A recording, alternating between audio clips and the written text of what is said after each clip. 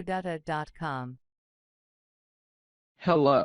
In this video we will show you how to create a ChatGPT bot. Open your QuData console and click the All Bots button. All your bots are collected here. Click on the ChatGPT item. So, after clicking, we are at the first step. In the first field you need to enter the name of your bot. The bot bundle is created automatically from the company domain and bot name.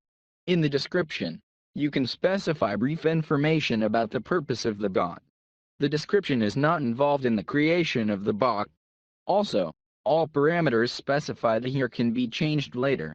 Step 2. Specify the type of your bot. Choose the personality of your bot. Since we specified in the bot type that this is a company bot, the bot name, company name, and bot description are required here. You can also edit all data later. In step 5, you need to insert the API key from ChatGPT. If you do not know how to do this, you can see the tutorial provided here. After you have added your key, click the Create Bot button. Your bot is ready. You can talk to him by clicking on the widget button. To configure the bot and further actions with it, watch the video on our channel. We wish you pleasant work. Always with you, QuData.com.